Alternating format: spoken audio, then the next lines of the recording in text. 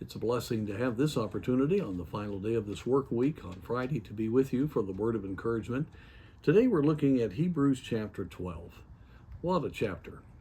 It speaks of Jesus being the author and finisher of our faith, and that he did so much for us. And he is constantly working.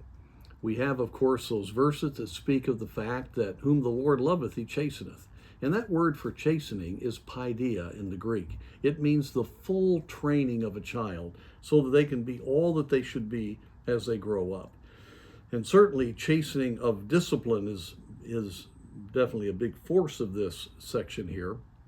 But it's everything God is allowing in our lives to shape us and to mold us into the believers that we want to be. He has a long view, and he knows where he's going with us, and he's wanting to prepare us for each phase of our life.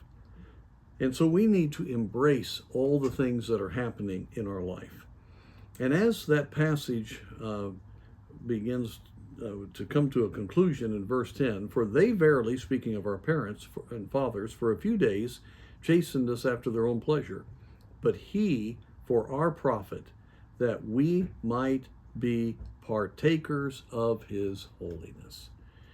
And then we see the wonderful aspect that chastening is not joyous at times. Trials are not what we want.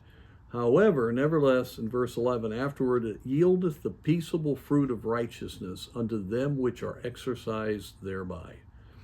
Holiness, peaceable fruit of righteousness.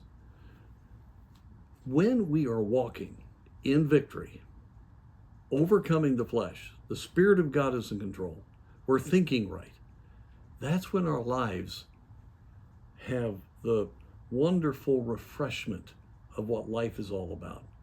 You know, we always dream to be able to be in mountain air and just relax for a few days or whatever, and that's really good. The Lord went up into the hills there to rest. But that can be our experience on a regular basis, that we can have that refreshment in our soul because our lives are experiencing the victory over sin, where our consciences are clean and we are in full fellowship with the Lord. And my friends, that's better than the breeze of the sea or the mountain air.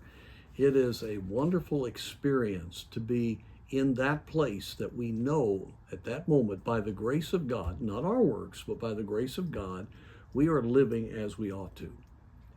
But going back to the thrust of this passage, how does that come about? Well, God has to deal with us. He has to continually show us ourselves and bring us to a place where we make the right decisions by faith to trust him, and he will then change our thinking. The mind of Christ will become more and more ours.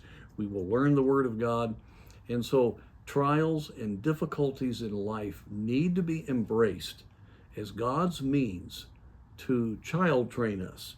The grace of God, Titus 2 says, child trains us so that we can say no to sin, and we can live a righteous life there in that wonderful passage on the grace of God.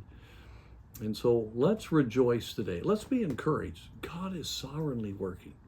He is putting the details together. He loves us individually. He can give us all of his attention, all of us all at the same time, because he's God. And so today you can just mark it down. Whatever is happening, if you're looking to him, God is developing holiness and the peaceable fruit of righteousness in your life. And God is wanting you to continue to have that development so you can experience the fullness of his blessing. Let's stay encouraged no matter what's happening, because God is on the move.